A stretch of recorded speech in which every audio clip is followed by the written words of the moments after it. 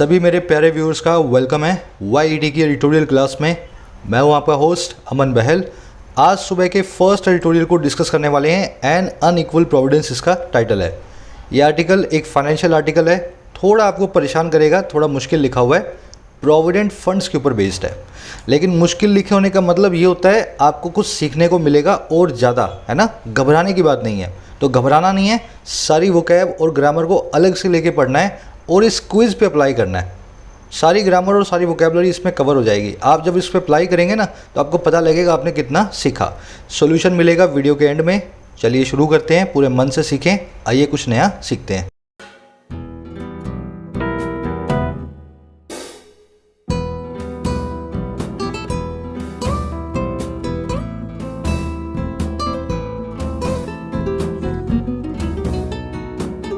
कह रहा है एन अनइक्वल प्रोविडेंस, एक बिना बराबरी के भगवान। प्रोविडेंस का मतलब होता है गॉड, डीएटी, डिविनिटी, है ना। तो कह रहा है जो भगवान बन के आया है वो बिना बराबरी का है। सरकारी नौकरों के लिए तो बहुत अच्छे रूल्स बनाए हैं सरकार ने, लेकिन प्राइवेट नौकरों के लिए, प्राइवेट जॉब्स करने वालों के लिए खराब रूल्स बनाए हैं। तो सबके भगवान अलग अलग हो गए, बराबरी के नहीं हैं आज की डेट में, समझे। अब इस प्रोविडेंस वर्ड को ध्यान से देखना। इसका मीनिंग होता है गॉड, है ना, डिविनिटी। अब इससे दो एडजेक्टिव बनते हैं। पहला बनता है प्रोविडेंशियल, दूसरा बनता है प्रोविडेंट। आप माथा मारोगे ना आधे घंटे में ये बना पाओगे जो मैं आपको बना के दे रहा हूँ। आपको सच बता रहा हूँ मैं, बहुत अजीब से वर्ड्स हैं ये। प्रोविडेंस मतलब भगवान, प्रोविडेंशियल मतलब भगवान की तरफ से किया हुआ कोई चमत्कार, प्रोविडेंशियल। और प्रोविडेंट का मतलब है भगवान जैसे आपकी केयर करता है वैसे अगर आप खुद की केयर करें, केयरफुल हो जाएं अपने फ्यूचर के लिए। जब आप कोई प्रोविडेंट डिसीजन लेंगे तो आप अपने फ्यूचर को सोच के लेंगे, जैसे कुछ खर्चा कम करेंगे, पैसा बचाएंगे, इकोनॉमिकल हो जाएंगे, है ना, कंजूसी करेंगे। तो प्रोविडेंट मतलब फ्यूचर की परवाह करने वाला। जैसे प्रोविडेंट फंड होता है वो आपके आने वाले भविष्य के लिए ही आप जो है बचा करके रखते हैं। तो प्रोविडेंस, प्रोविडेंशियल और प्रोविडेंट, ये दोनों एडजेक्टिव इसी नाउन से बने हैं, प्रोविडेंस नाम के। अब देखो इनसे मिलते जुलने वाला एक और नाउन भी है, प्रोविंस। प्रोविंस का मतलब होता है एक स्टेट या रियासत। इसका इन तीनों से कोई कनेक्शन नहीं है। जो लोग पाकिस्तान से हैं वहाँ पे स्टेट्स को प्रोविंस बोला जाता है, अच्छे से वो जानते होंगे, है ना। तो प्रोविंस मतलब स्टेट। चलिए आगे बढ़ते हैं। वो कैब हैवी है। बात हो रही है on modified provident fund savings cap. जो प्रोविडेंट फंड्स में जो सेविंग की कैप लगी हुई थी, मैक्सिमम लिमिट लगी हुई थी, उस चीज़ की बात हो रही है। सरकारी वालों के लिए अलग है, प्राइवेट वालों के लिए अलग है। अब ये कैप नाम के वर्ड को देख लें। देखिए वैसे तो टोपी को बोलते हैं कैप, है ना, लेकिन मैक्सिमम लिमिट को भी कैप बोला जाता है। किसी चीज़ की मैक्सिमम लिमिट को भी कैप बोलते हैं। चलो आ जाओ इसके टाइटल पैराग्राफ को देखते हैं। कह रहा modified tax provision on PF income discriminates against non government employees. वही वाली बात है। कह रहा नई जो टैक्स प्रोविज़न आई है, प्रोविज़न मतलब रूल, मॉडिफाइड मतलब नया, जिसको चेंज किया गया हो। कह रहा है जो बदला हुआ टैक्स प्रोविज़न आया है प्रोविडेंट फंड से इनकम का, वो डिस्क्रिमिनेट अगेंस्ट करता है, वो अपना शिकार बनाता है नॉन गवर्नमेंट एम्प्लॉयज़ को जो प्राइवेट सेक्टर में काम कर रहे हैं। तो उनके खिलाफ भेदभाव करता है, डिस्क्रिमिनेट अगेंस्ट करता है। समझ गए। प्रोविजन की वर्ब है डिस्क्रिमिनेट अगेंस्ट, ये एक फ्रेजल वर्ब होती है। इसका मतलब होता है किसी के साथ भेदभाव करना या किसी को अपना शिकार बनाना।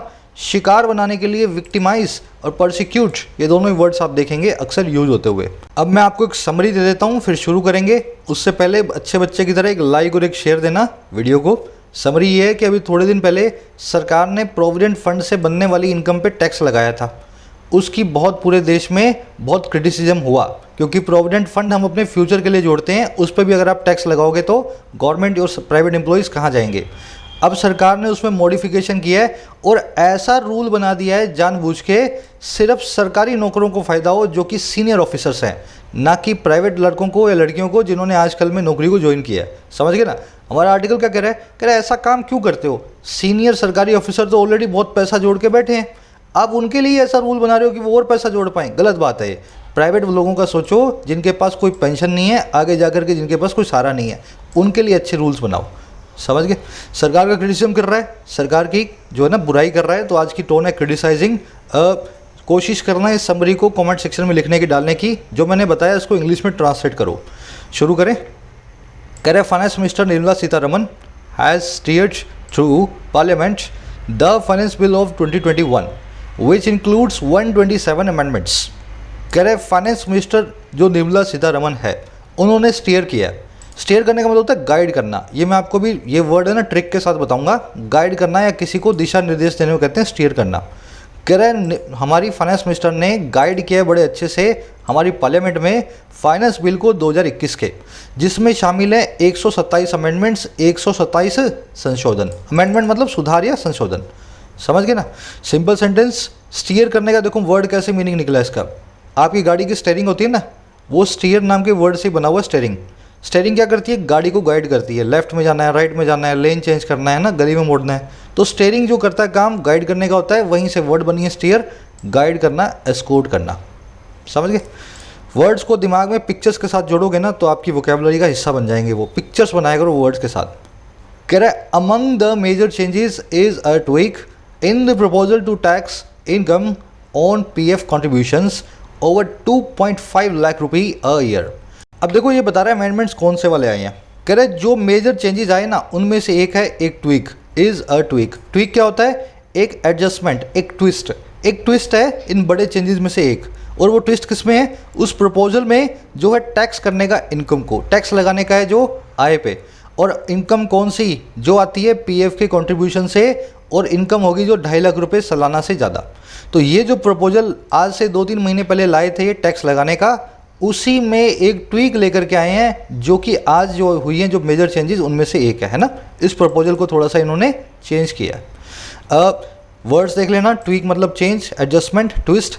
वर्ब आपकी इज, सब्जेक्ट आपका ट्वीक। अब यहाँ पे एक सवाल आएगा, सर यहाँ पे इन्वर्जन क्यों हो गया, कौन सा रूल लगा था। दूसरा सवाल आएगा, सर आपको कैसे पता लगा इन्वर्जन है। तो पहले मैं दूसरे वाले का जवाब दे देता हूँ। अमंग एक प्रेपोजिशन है, इसका ऑब्जेक्ट है major changes. Among major changes आपका सब्जेक्ट हो ही नहीं सकता, समझ गए।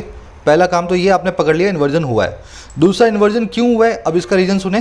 ट्वीक किस में आई है, इस प्रपोजल में आई है। कौन सा प्रपोजल, इस टाइप का, और ये काम करने वाला। ये ट्वीक और पूरा फ्रेज एक साथ जुड़े हुए हैं, इनको मैं अलग अलग करूँगा तो सेंटेंस में से मीनिंग चला जाएगा। अगर इस पूरे को एक साथ लिखना है तो सब्जेक्ट के बाद में ये पूरा का पूरा आए, और फिर वर्ब आए, और फिर कॉम्प्लीमेंट आए। इससे सेंटेंस और ज़्यादा वेग हो जाएगा, और ज़्यादा विदाउट मीनिंग का हो जाएगा। तो इस चक्कर में क्या करते हैं, ये जब सब्जेक्ट फ्रेज बहुत बड़ा होता है ना, उस केस के अंदर ये सब्जेक्ट को इन्वर्ट करके लास्ट में लिख देते हैं एक साथ, समझ गए। चलो आ जाओ। कह रहा है responding to MPs concern on the tax she said that nearly 93% PF account holders will be covered by 2.5 lakh rupee per year limit while a mere 1% were abusing the system। कह रहे रिस्पॉन्ड करते हुए, जवाब देते हुए, और किसको, एमपीज़ के कंसर्न्स के, सांसदों के चिंताओं को, और किसके ऊपर, टैक्स के ऊपर। इस मैडम ने ये बोला, शी सेड, निर्मला सीतारमन जी ने, दैट वो ये कि लगभग 93% पीएफ अकाउंट होल्डर्स जो हैं वो कवर हो जाएंगे 2.5 लाख रुपए की लिमिट के अंदर। मतलब उनका 2.5 लाख रुपए से कम ही होता है सालाना इंटरेस्ट पीएफ के ऊपर। कह रहे जबकि खाली 1% लोग ही हैं जो अब्यूज़ कर रहे थे इस सिस्टम को, इस सिस्टम का गलत फ़ायदा उठा रहे थे। खाली उन लोगों को ही जो है, हम जो है उन्हीं को टारगेट पे लेकर के बैठे हैं, समझ गए सेंटेंस को। यहाँ पे रिस्पॉन्डिंग है प्रेजेंट पार्टिसिपल साइमल्टेनियस एक्शन, सी की वर्ब है सेड जब इन्होंने किया, जब इस काम को किया उसी वक्त वो रिस्पॉन्ड भी कर रही थी, दोनों काम एक साथ हो रहे थे। दूसरे काम को वर्ब की आईएनजी फॉर्म से बताते हैं, ठीक है ना। अब इसमें देखने वाली चीज़ क्या है, वर्ड आपने देख लिया ना, मेयर मतलब खाली, जस्ट थोड़े से। अब्यूज़ करने का मतलब होता है किसी को गाली करना, किसी को क्रिटिसाइज करना, गाली देना, या किसी चीज़ का शोषण करना, एक्सप्लॉइट करना। यहाँ पे सिस्टम को गाली नहीं दे रहे थे, वो सिस्टम को एक्सप्लॉइट कर रहे थे, उसका फ़ायदा उठा रहे थे, नाजायज़ फ़ायदा, है ना। अब्यूज़ के दोनों मीनिंग होते हैं। अब मैं आपसे जो ग्रामर कॉन्सेप्ट डिस्कस करने वाला हूँ इस सेंटेंस में, पहले आपसे एक सवाल मैं पुटअप करता हूँ। यहाँ पे नियरली की जगह नियर क्यों नहीं आया, और अगर नियर आ जाए तो सेंटेंस का क्या मीनिंग हो, खुद से सोच के बताना मुझे। नियर और नियरली में क्या फ़र्क होता है। चलो अब सीखो ध्यान से, अच्छे से देखो। नियर है एक एडजेक्टिव और एक एडवर्ब, और नियरली है खाली और खाली एक एडवर्ब। नियरली एक एडजेक्टिव नहीं है, ठीक है। नियरली का मतलब होता है लगभग, नियर का मतलब भी होता है लगभग, लेकिन नियर का एक और मीनिंग भी होता है नियर बाय, आस पास में, है ना, नज़दीक में। अब इसको यूज़ कैसे करेंगे, इस फॉर्मूला को कैसे प्रैक्टिकली अप्लाई करेंगे, ध्यान ये रखना। जब एडजेक्टिव चाहिए हो तब नियरली मत लगाना, रूल नंबर 1। नियरली तो एडजेक्टिव है ही नहीं, नियरली तो एडवर्ब है। अगर एडजेक्टिव चाहिए हो, नाउन के बाजू में रखना हो, तो नियरली कभी भी नहीं आएगा। रूल नंबर 2 क्या, अगर एडवर्ब वाला मीनिंग चाहिए हो तब नियरली और नियर दोनों आ सकते हैं, लेकिन नियर को यूज़ करेंगे आप एडजेक्टिव्स के साथ में, है ना, वर्ब्स के साथ में, दूसरी एडवर्ब्स के साथ में नियर को यूज़ ना करें, तब नियरली को यूज़ करें। अब मैं आपको सिखाता हूँ। Economy is expected to improve in the near या नियरली फ्यूचर। अर्थव्यवस्था से संभावना है, एक्सपेक्टेशन है कि वो इम्प्रूव करेगी आने वाले फ्यूचर में। फ्यूचर क्या है? एक नाउन है, भविष्य, मेरा भविष्य, तुम्हारा भविष्य, है ना, फ्यूचर। अगर एक नाउन है ना, इसके बाजू में नियरली कभी आ ही नहीं सकता, सिर्फ नियर आएगा, समझ गए ना। नाउन की बाजू में एडजेक्टिव आता है, एडजेक्टिव नियर है, तो यहाँ पे नियरली का कोई भी काम नहीं है। नियरली का मतलब होगा नज़दीक के फ्यूचर में, नियर बाय। अब देखो, the location of the restaurant was at the near या nearly end of the street. जो लोकेशन थी इस रेस्टोरेंट की, इस होटल की, वो बिल्कुल बाजू में थी, नज़दीक थी, गली के किनारे के। अब देखो, एंड, एंड मतलब सिरा, सिरा मतलब एक नाउन। अगर नाउन है तो नाउन के बाजू में नियरली नहीं आएगा। ज़्यादा क्वेश्चन इसी पे बनते हैं, नाउन के बाजू में नियरली लगा के देता है, आपको उसको हटा के नियर लगाना होता है। अब और आगे बढ़ो। An enemy ship seemed to come near या नियरली। एक एनिमी की शिप जो थी वो दिखाई दी नज़दीक में आती हुई। देखो, नज़दीक में आने के लिए एडवर्ब ऑफ प्लेस चाहिए, हालांकि नियरली एडवर्ब है, लेकिन नियरली का मतलब होता है लगभग। नज़दीक में आने के लिए नियर नाम की एडवर्ब को यूज़ करना है। एनिमी की शिप नियर आ रही थी, ना कि नियरली आ रही थी। और देखो, the door bell rang when my work was near या नियरली फिनिश्ड। घंटी बजी दरवाजे की जब मेरा काम लगभग पूरा हो गया था। फिनिश्ड क्या है? एक एडजेक्टिव है, वर्ब की थर्ड फॉर्म है ना। माई वर्क वॉज फिनिश्ड, समझ गए ना, एडजेक्टिव है। अब देखो, एडजेक्टिव के लिए आपको लगाना है एक एडवर्ब को, लगभग पूरा हो गया था। अब ध्यान देना, एडजेक्टिव के लिए आप प्रिफर करेंगे नियर को, और एडजेक्टिव के लिए आप नियरली को भी लगा सकते हैं। यहाँ पे ये भी ठीक है और ये भी ठीक है, कोई गलती नहीं है। आपकी श्रद्धा, आपकी इच्छा, जो लगा के आना चाहे लगा दें। नियर और नियरली दोनों आ सकते हैं इस केस में, एडजेक्टिव से पहले एडवर्ब बन के। द बॉय नियर या nearly fail into the river. लड़का लगभग नदी में गिर चुका था, मतलब लगभग गिर चुका था, गिरा नहीं था, हमने पकड़ लिया उसको।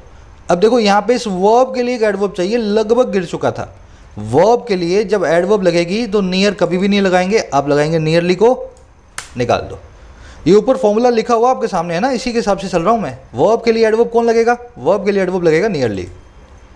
The child had such a fever he near या नियरली डाइड। लड़के को इतना बुखार था कि लगभग वो मर गया। अगेन यहाँ पे एक एक्शन की बात हो रही है, एक्शन के लिए आप यूज़ करेंगे नियरली को, ठीक है ना। Such a fever that he nearly died, इतना समझ लो। ये कॉन्सेप्ट आपने सीख लिया। चलो आगे बढ़ते हैं, आज के क्विज में काम आएगा ये आपके। कह रहा yet she introduced an amendment doubling the threshold for an annual PF contributions to ₹5 lakh only for employees whose employer do not remit any contribution to their retirement fund account। अब ये बता रहा है कि इन्होंने जब ये पूरी स्टेटमेंट दी उसके बाद इन्होंने कौन सा कारनामा किया मैडम ने। कह रहा है फिर भी उन्होंने इंट्रोड्यूस कर दिया एक अमेंडमेंट को, इंट्रोड्यूस कर दिया एक सुधार को।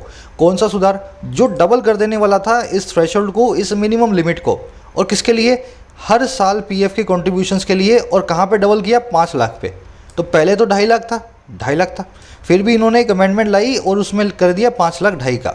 अब देखो किया किन के लिए? बात है कि किया सिर्फ उन एम्प्लॉयज़ के लिए जिनके एम्प्लॉयर कोई पैसा रेमिट नहीं करते, कोई जो है भुगतान नहीं करते किसी भी कॉन्ट्रीब्यूशन को उनके रिटायरमेंट फंड अकाउंट में। अब देखो इसमें बहुत बड़ी एक कॉन्ट्रावेंशन है, वो आगे बताएगा ऐसा क्यों नहीं हो सकता, है ना। सेंटेंस आप समझ गए हो। शी की वर्ब है इंट्रोड्यूस्ड, एम्प्लॉयर्स की वर्ब है डू नॉट रेमिट। रेमिट करने का मतलब होता है डिपॉजिट करना, भुगतान करना, किसी के अकाउंट में पैसे डालना। अमेंडमेंट कौन सी वाली? जो डबल कर दे। डबलिंग एक एडजेक्टिव है। अमेंडमेंट को मॉडिफाई करने के लिए प्रेजेंट पार्टिसिपल को लगाया गया है। थ्रेशोल्ड मतलब लिमिट। बढ़े आगे। कह रहे for the crores of employees PF account holders in the private sector, this 5 lakh threshold is a non-starter. As an employer relationship is an implicit requirement to open an EPF account. अब कह रहा है ये क्यों बेवकूफ़ी भरा अमेंडमेंट है, बता रहा है क्यों। कह रहा है उन करोड़ों प्राइवेट सेक्टर एम्प्लॉयज़ के लिए, प्राइवेट सेक्टर एम्प्लॉयज़ जो हैं जिनके पीएफ अकाउंट होल्डर्स हैं प्राइवेट सेक्टर में, कह रहा है ये 5 लाख की थ्रेशोल्ड है, एक नॉन स्टार्टर है। नॉन स्टार्टर का मतलब क्या? एक फेलियर है। कह रहा है ये 5 लाख जो आपने किया है ना, ये अपने आप में एक नाकामयाबी है इन लोगों के लिए। कह रहा है क्योंकि जो एक एम्प्लॉयर एम्प्लॉय रिलेशनशिप है, एक जॉब देने वाली और जॉब करने वाले का जो रिश्ता है, वो एक अनस्पोकन रिक्वायरमेंट है, अंतर्निहित रिक्वायरमेंट है ओपन करने के लिए ईपीएफ अकाउंट को। आप बोल रहे हो कि आपका एम्प्लॉयर कोई पैसा ना डाले तो आपको 5 लाख की छूट मिलेगी, लेकिन जिस अकाउंट की आप बात कर रहे हो वो खुलता ही तब है जब एम्प्लॉयर पैसा डालता है। समझ गए ना। तो बेवकूफ़ी भरा काम किया है इन्होंने। प्राइवेट सेक्टर में किसी का ईपीएफ अकाउंट हो ही नहीं सकता अगर एम्प्लॉयर उसमें हर महीने पैसा ना डालता हो। तो ये किसी भी प्राइवेट सेक्टर के काम आने वाला रूल नहीं है।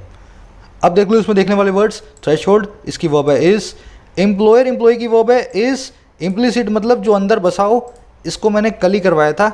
डीप रूटेड, एंट्रेंस्ड, इनहेरेंट, है ना, इम्प्लिसिट, ये सब के सब बताते हैं आपके अंदर बसी हुई कोई चीज़ जिसको कहने की ज़रूरत ना हो। इसको अनस्पोकन, इम्प्लाइड या टैसिट भी बोल सकते हैं ना। जैसे risk is inherent in the stock markets. Risk जो है, जोखिम जो है, वो अंदर बसा होता है स्टॉक मार्केट्स के। तो स्टॉक मार्केट में अगर आप खेल रहे हो तो आपको पता है रिस्क तो है ही, किसी को बताने की ज़रूरत नहीं है। ये अनस्पोकन बात है, डीप रूटेड रिस्क होता है किसी भी स्टॉक मार्केट में। तो ऐसे आप इम्प्लिसिट नाम के वर्ड को पकड़ के रखें। नॉन स्टार्टर मतलब एक फेलियर, एक नाकामयाबी। कह रहा है while employees may voluntarily enhance contributions beyond the statutory wage limit of rupee 15,000 a month and employers are not bound to match enhanced contributions. A zero employer contribution scenario is not possible for EPF members. अब बता रहे हैं क्यों ऐसा है, इनको क्यों नहीं दे सकते ये, है ना। कह रहे हैं क्योंकि एम्प्लॉइज, यहाँ एम्प्लॉइज जो हैं वो अपनी इच्छा से बढ़ा सकते हैं अपने कॉन्ट्रीब्यूशन को, और किसके पार, इस वेज लिमिट के पार है जो 15,000 रुपये एक महीने की है। और जो एम्प्लॉयर्स है, जो नौकरी देने वाले हैं, वो भी बाउंड नहीं है मैच करने के लिए, वो भी बंधे नहीं हुए बराबरी करने के लिए इस बढ़े हुए कंट्रीब्यूशन को। कह रहा है जहाँ ऐसा हो सकता है 15 की जगह पे आप 25,000 भी अपने अकाउंट में डाल सकते हो हर महीना, जहाँ ऐसा हो जाएगा।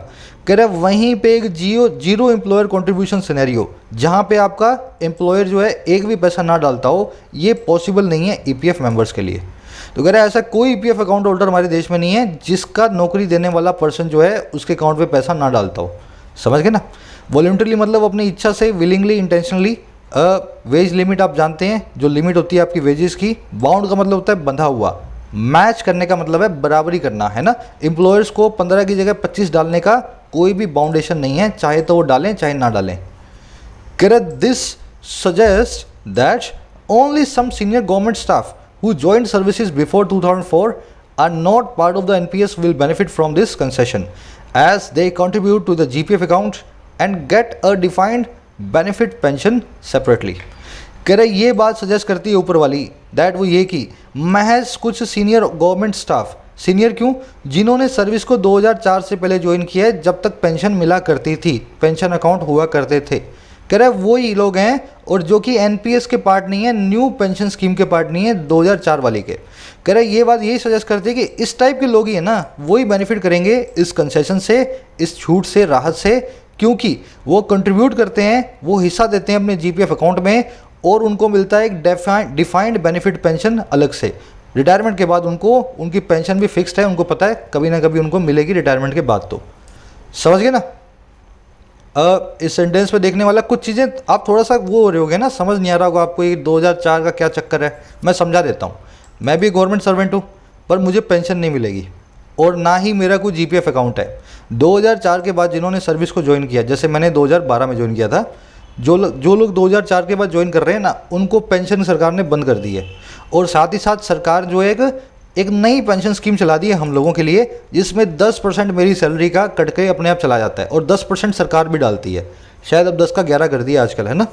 तो ये 10-11% मेरा और 10-11% सरकार का उस अकाउंट में जमा हो रहा है। जब मैं रिटायर होऊंगा, ये पैसे को ये बाज़ार में इन्वेस्ट करेंगे और मेरी एक पेंशन बना देंगे, तो सरकार के ऊपर कोई भार नहीं आएगा पेंशन का। समझ गए ना। हालांकि वो पेंशन बहुत कम होगी, ना के बराबर की पेंशन होगी, ऐसी पेंशन देंगे। तो कह रहा है ये जो काम होगा ऊपर वाला उन्हीं सीनियर ऑफिसर के साथ होगा जो 2004 के पहले के हैं और इस स्कीम में कवर नहीं होते हैं, उनको इसका भरपूर फ़ायदा मिलने वाला है। समझ गए ना। अब आ जाओ इसमें देखने वाली चीज़ें। कंट्रीब्यूट के बाद में टू फिक्स्ड है, आपको पता है किसी चीज़ में अपना भागीदारी देना। डिफाइंड का मतलब है पहले से पता है, इनको सेट है, एस्टैब्लिश है, इतनी पेंशन इनको मिलेगी। कंसेशन मतलब छूट, राहत, रिलीफ, डिस्काउंट, है ना। कह रहा है in a country with a large informal workforce and sparse social security systems reasonable savings for retirement should not be penalised. अब ये सबसे अच्छी लाइन है। कह रहा है एक गरीब देश में, एक कंट्री में जिसमें बहुत बड़ी इनफॉर्मल वर्कफोर्स है। इनफॉर्मल वर्कफोर्स कौन सी होती है?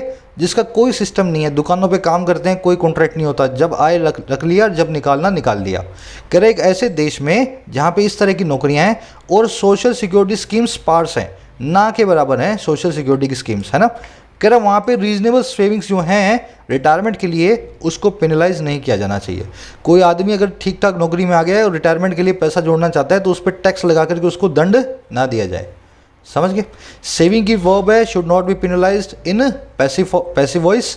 पेनलाइज वर्ब कैसे बनी है? पेनल्टी मतलब दंड है ना, फाइन एक नाउन है। पेनल्टी से ही हमने पेनलाइज नाम का वर्ब बना दिया, किसी पे फाइन लगाना, किसी को दंड भरवाना। स्पार्स का मतलब है बहुत ही thin.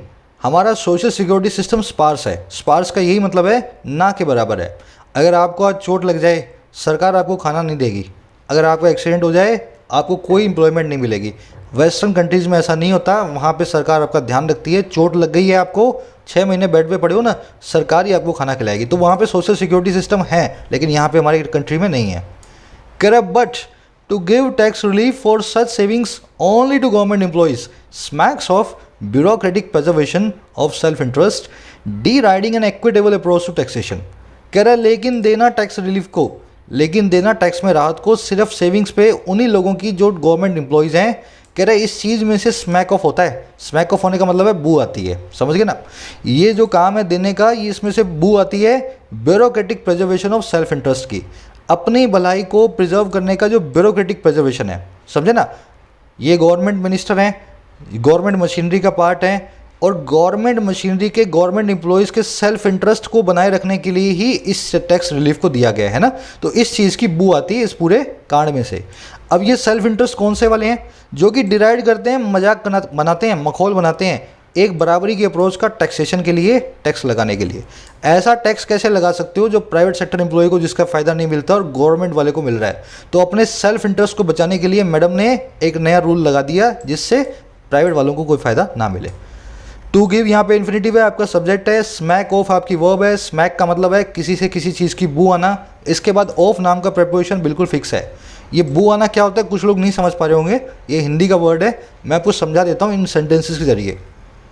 The whole deal smacks of rampant corruption.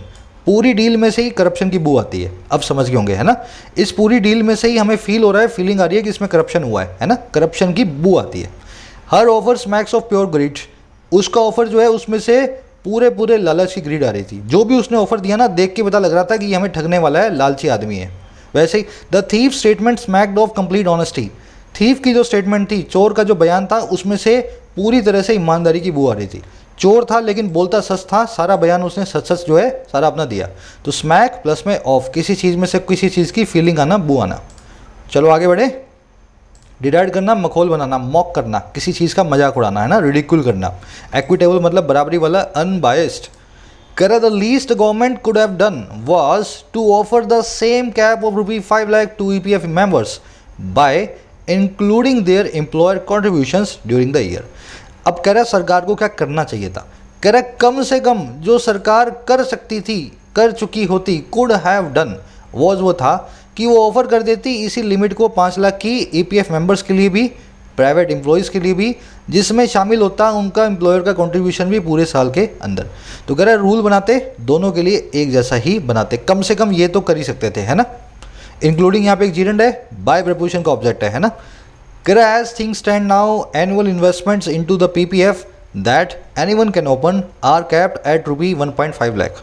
देखो EPF होता है प्राइवेट सेक्टर के एम्प्लॉय का अकाउंट, PPF होता है चाहे तुम खुलवाओ चाहे मैं खुलवाऊँ, प्राइवेट वाला खुलवाए चाहे बेरोजगार वाला खुलवाए चाहे सरकारी वाला खुलवाए, है ना? ये भी एक पेंशन अकाउंट होता है, पर इसमें आपका नौकरी होना या ना होना जरूरी नहीं है। कह रहा है आज के हालात क्या हैं, as things stand now.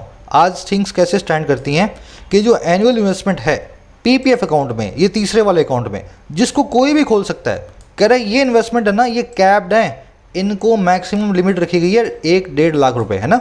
1.5 lakh रुपए से ज़्यादा आप इसमें नहीं डाल सकते। आज के हालात ये हैं, अगर आपके पास कोई नौकरी नहीं है तो। इन्वेस्टमेंट की वर्ब है आर कैप्ड। कह रहा है similarly employee PF contributions beyond ₹1.5 lakh are non-tax deductible under Section 80C of the IT Act, but income on such contributions beyond 2.5 lakh will be taxable, and employer contribution into the EPF, NPS and any superannuation pension fund are capped at 7.5 lakh। अब देखो दूसरे की बात कर रहा है, ये तो था PPF कोई भी खोल पाए। ईपीएफ कौन है? जो प्राइवेट सेक्टर वाला है। कह रहा है और जो एम्प्लॉई पीएफ कंट्रीब्यूशन जो है प्राइवेट वालों का जो अकाउंट कंट्रीब्यूशन है 2.5 लाख रुपए से ज़्यादा, उस पर टैक्स की छूट नहीं मिलती। 1.5 लाख रुपए से ज़्यादा अगर आपने 1.5 लाख रुपए डाल दिया तो टैक्स की छूट मिल जाएगी। 1.5 लाख से जितना भी पैसा ऊपर डाल रहे हो उस पर टैक्स सरकार लेके ही मानेगी, है ना, 80C के अंदर, IT एक्ट के अंदर। कह रहे लेकिन अगर इनकम आएगी ना इन कॉन्ट्रीब्यूशंस पे जो 2.5 लाख रुपए से ज़्यादा हुई साल में, वो टैक्स लगेगा, उस पर टैक्सेबल होगी। और एम्प्लॉयर का जो कंट्रीब्यूशन है, जो आप पैसा डाल रहे हो उसके सामने जो कंट्रीब्यूशन एम्प्लॉयर डालेगा इस अकाउंट में, इन तीनों टाइप के, कह रहे हैं वो जो होगा ना वो कैप्ड होगा 7.5 लाख रुपए पे। किसी का भी एम्प्लॉयर 7.5 लाख रुपए से ज़्यादा एक अकाउंट में नहीं डाल सकता।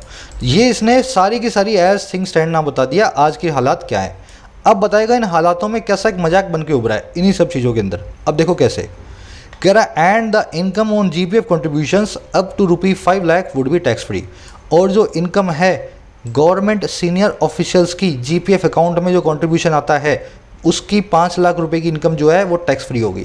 सिर्फ इनको फ़ायदा मिल रहा है, बाकी सब जो देश की 99% जनता है, गरीब जनता, उनको कोई फ़ायदा नहीं मिल रहा। इन गिने चुने 20-50 लाख लोगों के लिए नया रूल बन गया है, समझ गए ना। इनकम की वर्ब है वुड बी। कह रहे this dissonance suggest an unconscionable disconnect between policy makers and the aspirations of the working class to save for their sunset years. कह रहे जो डिसोनेंस है ना, ये अपने आप में जो डिस्पैरिटी है, बिल्कुल बराबरी की बात नहीं है ना। मुट्ठी भर लोगों के लिए एक रूल बना करके आप बैठे हो। कह रहा है ये जो डिसोनेंस है, डिसएग्रीमेंट है, सजेस्ट करता है एक ही बात को, एक बहुत ही इमोरल, एक बहुत ही अनकॉन्शनेबल डिस्कनेक्ट आप लेकर के आए हो। और किस किस के बीच में? पॉलिसी मेकर्स के बीच में, कानून बनाने वालों के बीच में, और किसके बीच में? वर्किंग क्लास की एस्पिरेशंस के बीच में, वर्किंग क्लास की इच्छाओं के बीच में, जो है सेव करने की उनके बुढ़ापे के दिनों के लिए। तो आप लोग ऐसा एक अनकॉन्शनेबल, एक ऐसा अनैतिक डिस्कनेक्ट ले आए हो। आप पॉलिसी मेकर हो और आपको प्राइवेट क्लास की कुछ नहीं पड़ी है, जो कि ज़िंदगी भर काम करती है ताकि बुढ़ापे के लिए 4 पैसे जोड़ पाए, उनके टैक्स लगा रहे हो आप, है ना। डिसोनेंस का मतलब है डिसएग्रीमेंट, इसकी वो सजेस्ट। अनकॉन्शनेबल कैसे बना है वर्ड, ध्यान से समझें। देखिए एक वर्ड होता है कॉन्शियस। कॉन्शियस कैसे बना है? इसके पीछे लगा हुआ है साइंस। साइंस का मतलब होता है ज्ञान, कॉन्शियस होता है खुद का ज्ञान, समझ गए ना। खुद का ज्ञान मतलब सही और गलत का ज्ञान, क्या सही है क्या गलत है, इसी इल्म को, इसी नॉलेज को बोलते हैं कॉन्शियस। आपकी अंतरात्मा होती है कॉन्शियस। कॉन्शियस को मोरालिटी भी बोलते हैं, है ना। वर्ड को दिमाग में बिठा रहा हूँ आपके, कॉन प्लस में साइंस से मिलकर बना हुआ वर्ड है। कॉन्शियस से हमने वर्ड बना दिया कॉन्शनेबल। कॉन्शनेबल कौन सा वर्ड, कौन सी चीज़ है जिसमें मोरालिटी हो, मॉरल हिंदी में बोलते हैं नैतिक, है ना, जो सही और गलत के ऊपर चलने वाली हो, एकदम अंतरात्मा के हिसाब से बिल्कुल ठीक हो। अब इस कॉन्शनेबल के आगे हमने अन लगा दिया, जो चीज़ आपकी अंतरात्मा के हिसाब से गवाही ना देती हो, इमोरल हो, अनैतिक हो, समझिए ना। तो कॉन्शियस से वर्ड बना है कॉन्शनेबल। चलो, एस्पायरेशन होता है आपकी इच्छा, एम्बिशन, डिमांड, जो आप चाहते हो जीवन में अपने करना। सनसेट ईयर, देखो ये 3 हमारे पास इडियम्स हैं। पहली है डोंकी ईयर, दूसरी सनसेट ईयर, तीसरी सैलड डेज। डोंकीज ईयर का मतलब होता है अ लॉन्ग टाइम। डोंकी मतलब गधा, ईयर मतलब साल। एक गधा जो सारा दिन माल को ढोता है, उससे पूरा साल आप माल ढुलवाते हो। उसका जो डोंकी का ईयर होता है ना, वो ऐसा ईयर होता है, बहुत लंबा वक्त होता है। वो गधा रोज़ सोचता है कब मेरा वक्त पूरा होगा, है ना। मेरे ऊपर आप जो है ढोते रहते हो सारा दिन कुछ ना कुछ। Donkey year long time. Sunset year मतलब जब सनसेट कर जाएगा आपके जीवन में, आप बूढ़े हो जाएंगे। Your last days after post retirement days, है ना, post retirement days, sunset years. और तीसरा है सैलड डेज। सैलड डेज का मतलब होता है जब आप सलाद की तरह कच्चे होते हो, हरे भरे होते हो। Your inexperienced time, time when you were inexperienced, ठीक है ना। नौकरी में अभी भी आए हो, नए नए हो, 22 साल की उम्र है, 25 साल की, अभी आपके सैलड डेज हैं, आप जो है कच्चे और इनएक्सपीरियंस पर्सन हो, उसी दौर से आप गुजर रहे हो, है ना। तीनों को पकड़ के रखना, एक दूसरे से जुड़ी हुई इडियम्स हैं ये।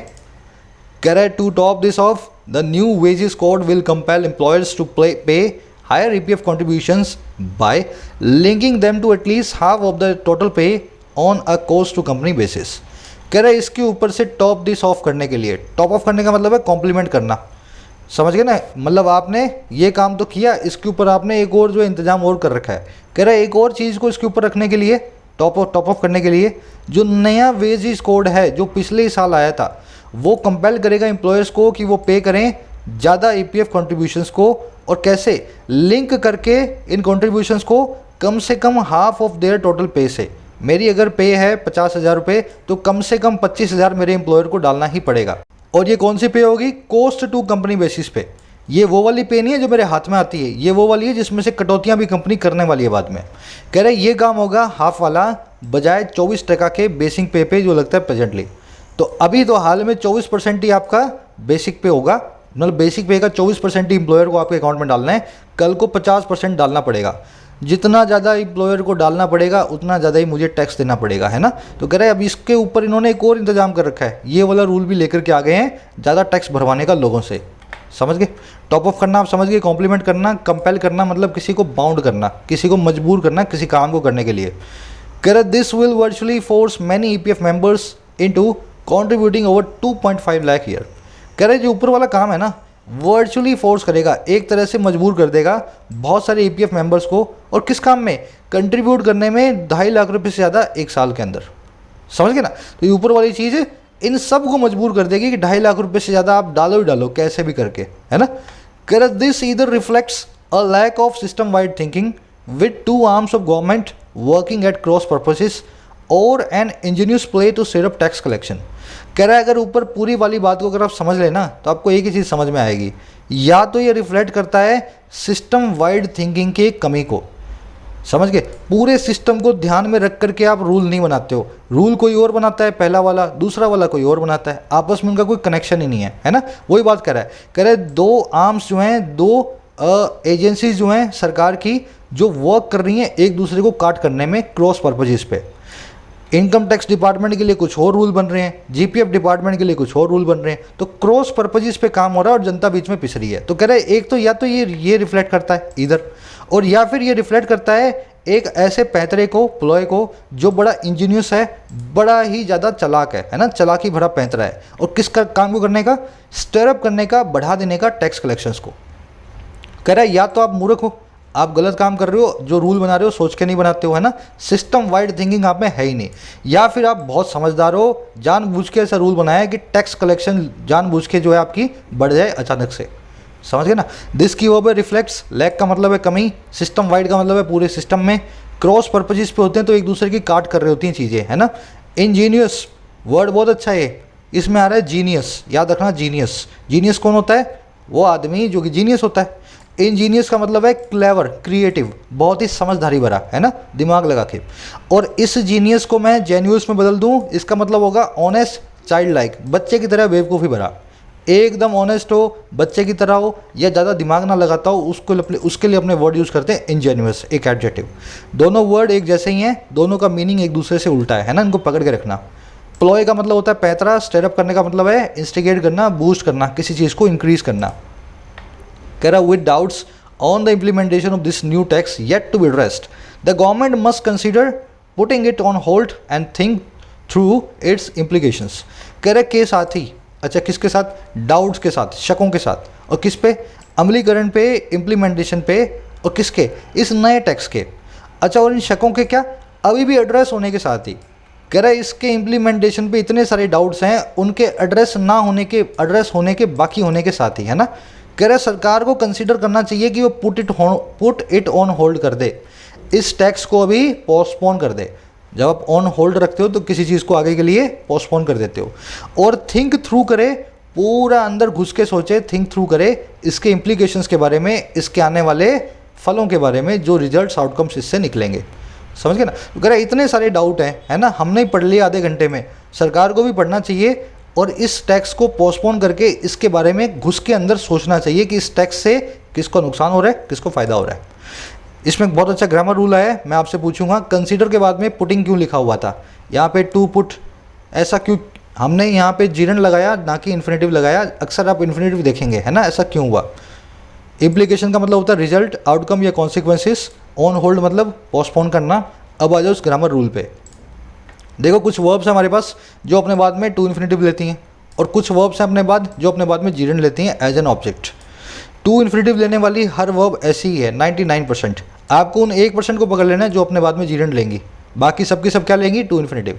जैसे he is considering to buy a new car, वो सोच रहा है एक नई कार को खरीदने का, he is considering to buy a new car. Consider एक ऐसी वर्ब है जो अपने बाद में हमेशा जीरन लेती है, उन 1% वर्ब्स में से एक वर्ब है। तो मैं क्या करूँगा, यहाँ पे बाइंग की जगह लिखूंगा बाइंग, टू बाय की जगह लगा दूंगा बाइंग। समझ गए ना। He is considering buying a new car, अब देखो, nobody can avoid to eat ice cream, कोई भी अवॉइड नहीं कर सकता आइसक्रीम को ईट करना, है ना, nobody can avoid to eat ice cream. अब देखो अवॉइड भी एक ऐसी वर्ब है, उन 1% में से मैं यहाँ पे क्या करूँगा, ईट को निकाल के लिख दूंगा ईटिंग। बहुत सिंपल है, आपको उन वर्ब को पकड़ लेना है। रेकमेंड भी एक ऐसी वर्ब है, इसकी जगह भी मैं लगाऊंगा टेकिंग, टेकिंग, और इस टू को यहाँ से निकाल दूंगा। अब सवाल ये है कि सर ये 1% वर्ब्स हैं कौन सी।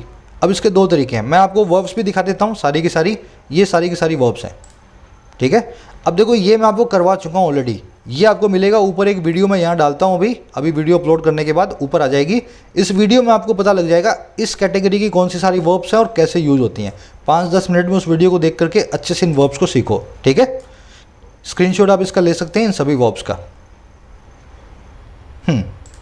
चलो आ जाए अपने क्विज पे। आज के क्विज के आंसर्स मैं अपडेट कर रहा हूँ, थोड़ा लेट से अपडेट करता हूँ, लेकिन आपको मिल जाते हैं शाम में, है ना। कल वाले भी डाल दिए हैं, परसों वाले भी डल चुके हैं। ये आपका आज का क्विज है, फटाफट मैं आपको सोल्व भी करवा देता हूँ, ठीक है।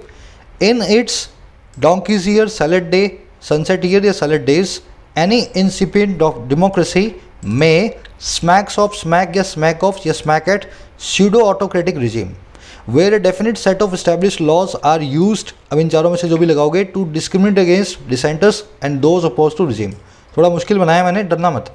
कह रहा है अपने शुरुआती दिनों में कोई भी डेवलप होती हुई डेमोक्रेसी, इंसिपिएंट का मतलब है जो डेवलप हो रही हो, जो भी नई नई बन रही हो, है ना। कह रहा है कोई भी उभरती हुई डेमोक्रेसी अपने शुरुआती दिनों में स्मैक ऑफ कर सकती है, उसमें से बू आ सकती है स्यूडो ऑटोक्रेटिक रिजीम की। ऑटोक्रेटिक मतलब तानाशाही, स्यूडो मतलब छुपा हुआ, तो उसमें छुपा हुआ तानाशाह दिख सकता है किसी भी डेमोक्रेसी के शुरुआती दिनों में। इतना समझ गए। यहाँ पे मे के बाद में एक बेनिफिटिव आएगा, बेनिफिटिव है वर्ब का स्मैक। स्मैक के बाद में हमेशा ऑफ आता है, तो आप यहाँ लगेंगे, यहाँ लिखेंगे स्मैक ऑफ, सॉरी ये वाला नहीं, ये वाला है ना, सी वाला। मे के बाद में हमेशा स्मैक आएगा, एस तो आ नहीं सकता। स्मैक के बाद में हमेशा ऑफ आता है, किसी में से किसी चीज़ की बू आना, सी आपका आंसर हो गया। ये वाला स्मैक एट ये गलत है, स्मैक के बाद में एट नहीं आता। पहले वाले में शुरुआती दिनों के लिए हम यूज़ करते हैं करेक्ट इडियम को सैलेड डेज, ठीक है। डोंकी ईयर मतलब लंबा वक्त, सनसेट ईयर मतलब बुढ़ापे का दिन, सैलेड डे नहीं होता, सैलेड डेज होता है, डे गलत है, पीछे एस लगेगा। अब आगे बढ़ो। कह रहा है ये वो रिजीम है जहाँ पे एक लॉज जो हैं वो यूज़ किए जाते हैं विक्टिम बनाने के लिए, भेदभाव करने के लिए, डिस्क्रिमिनेट अगेंस्ट करने के लिए, और कैसे उन लोगों के खिलाफ जो डिसेंटर हैं या सरकार के खिलाफ अपोज खड़े हैं ना, जो अपोज करते हैं प्रशासन को। तो इस तरह की डेमोक्रेसी में इस तरह के लोगों पे नकेल कसी जाती है स्यूडो ऑटोक्रेटिक रिजीम के द्वारा। अब देखो यूज़ कैसे किया जाएगा। तानाशाह अगर लॉज को यूज़ कर रहा है घुमा फिरा करके लोगों को परेशान करने के लिए, तो वो बेवकूफ़ी के साथ नहीं करेगा, वो सोच समझ के करेगा।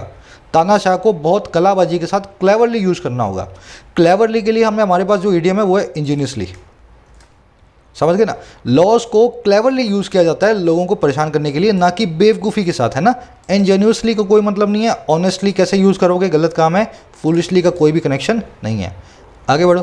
कह रहा a recent study however argues that this phenomenon of pseudo autocracy is not limited to emerging democracy. कह रहा है एक रीसेंट स्टडी हालांकि आर्ग्यू करती है कि ये जो घटना है स्यूडो ऑटोक्रेसी की, ये सीमित नहीं है उभरती हुई डेमोक्रेसीज के लिए।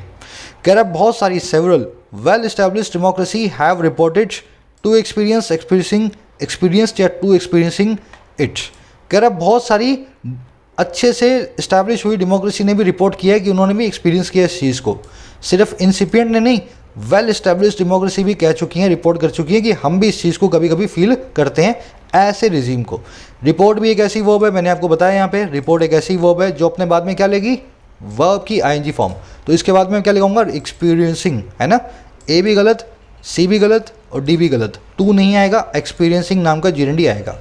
कह रहा है और ये पीरियडिकली एक्सपीरियंस करती हैं जैसा रिपोर्ट किया है, और उनके एलिजिड एक्सपीरियंस जो हैं, उनके कथित तौर पे जो अनुभव हैं वो रहे हैं एक बहुत ही डिजास्टर के नज़दीक।